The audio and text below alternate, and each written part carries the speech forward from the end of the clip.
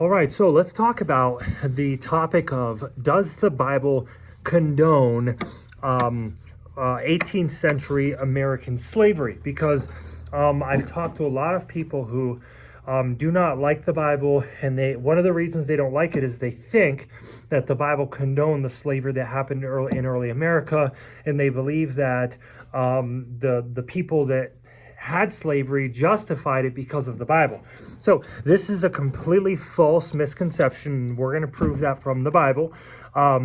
So let's talk about it. Couple things to understand. First of all, the word slavery only appears twice in the Bible. That's it.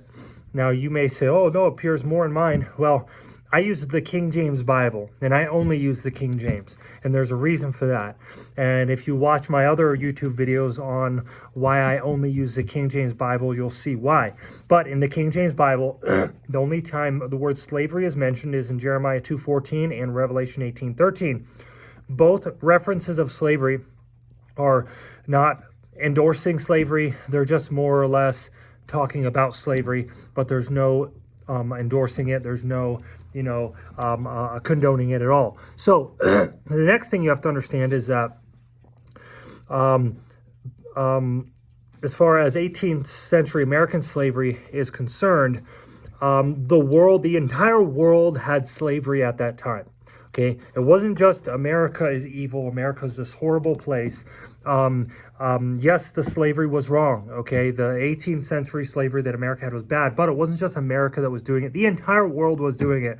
So when these people come out and say, oh, well, you know what, the Bible, this, that, or the other, or they just say America's a horrible place because it had slavery, every country had slavery, so that means every country was horrible, and you should hate every country equally, but people who stick to that ideology don't hate every country equally. They only hate America. So anyway, it's just hypocrisy, double standard.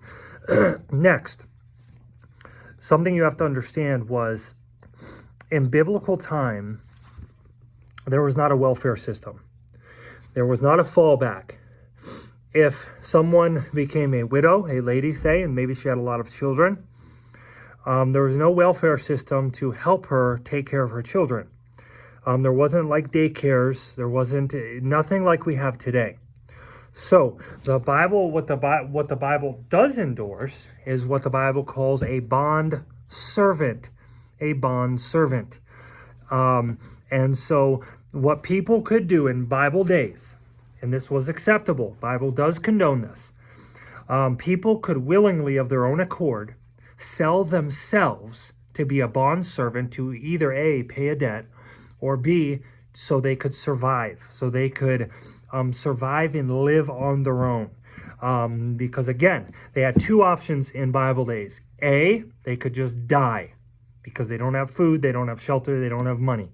Or B, they could sell themselves to be bond servants, so they could provide for their family, so that they could provide for their own.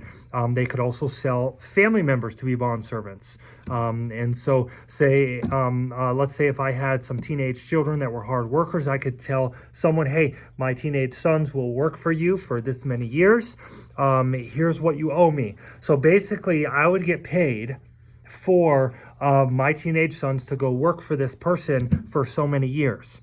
And again, it was all willingly, it was not forceful. In fact, the Bible has a heavy condemnation on anyone who kidnaps someone and sells them into slavery.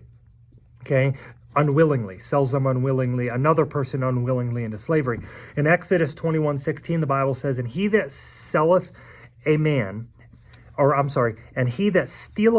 and selleth him, or if he be found in his hand, he shall surely be put to death. So very clearly in Exodus 21:16, that verse alone rules out any kind of justification for the slavery that happened in America. Okay, it was a death penalty offense if you stole someone from another country or from wherever and you sold him, or even if that person that was kidnapped was found in your hand. In other words, if you had that kidnapped person, the Bible says that person should be put to death. So I really could stop this video right now and say, well, there it is, folks. The Bible doesn't condone it.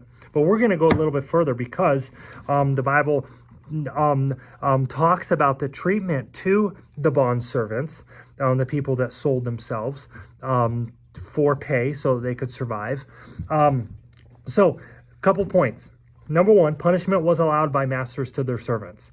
They were allowed to punish them. Now, I know in our super woke culture, and everyone's offended. This would be like, oh, you can't even hardly, in the military, they don't even let them rough the guys up anymore because we have such a soft society. Okay. But yes, in biblical days, masters were allowed to punish their servants. Though the death penalty was enforced if you killed your servant, according to Exodus 21:12. In Exodus 21, verse 20 and 21, the Bible says, if any man strike his servant or his maid with a rod, and he die under his hand, he shall surely be punished. Notwithstanding, and then in verse number 12, the punishment is death. So basically, if you killed your bondservant, you were put to death penalty. Okay, verse 21, notwithstanding, if he continue a day or two, he shall not be punished, for he is his money. So yes, could you physically punish your bondservant? Yes, the Bible did allow for that. Now I know, again, our woke culture, that's horrible. Well, that's how it was. Okay. Punishment by whipping was acceptable for masters to their servants. Now remember, these people voluntarily sold themselves to keep from dying. They were not, however, allowed to do serious harm to their servants. But if they did, they had to release them with forgiveness of all debt. So for instance, if I sold myself to someone because I owed them $1 million in debt and I was trying to pay that debt off, if I had permanent harm done to me physically, that master was required to forgive every penny of debt that I owed. Okay? And at this point, the person could sell themselves to someone else to make more money. Exodus 21:26-28 says this, and if a man smite the eye of his servant, or if the eye of his maid, and it perish, he shall let him go free for his eye's sake. And if he smite out his manservant's tooth or his maidservant's tooth, he shall let him go free for his tooth's sake. So clearly they could use physical punishment if needed, but nothing serious or permanent. So if I got punched in the face, my tooth got knocked out, I would be required to let go free. All the debt that I owed was gone. And so there was punishment. You couldn't just permanently injure your bondservants. Also, according to Exodus 23:12, masters were required to give their servants a day of rest. They could not work them 7 days a week. Next, you were not allowed to accuse or slander a servant, according to Proverbs 30:10. Okay, you were not allowed to, and we know in 18th century slavery, people would often accuse their slaves of things that didn't happen, and then they would beat them mercilessly for a lie. Okay, they were not allowed to do that. Next, you were not allowed to commit fornication with a bondservant. If you did, you were scourged. So this obviously rules out rape as unacceptable, and this is in Leviticus 19:20. Leviticus 19:20. So you weren't allowed to fornicate with your bondservants, because obviously with that authority of power there, it could be done under pressure of, well, here, if you sleep with me, I will give you this, that, or the other, or almost it could be a threat, like, hey, you know what, do this or else. So it was just completely, you don't do this, and if you did, you were scourged. So again, all the raping that happened to the slaves back in the slave days in America, God did not condone that. Nowhere did those slave owners get what they were doing from the Bible, not at all. Next, you're not allowed to give back an escaped servant that came to you. So that way, if there was serious abuse, a servant could escape. Again, these are more laws to protect the servant, or if you want to call it slave. Again, the Bible doesn't say slave, it says servant, because it's a bondservant, not a slave. A slave is someone who does something against their will. A bondservant is someone who purposely, knowing the rules, knowing what the law is, says, yes, I will sell myself so I can get paid or pay my debt off to do this work for this person for said many years.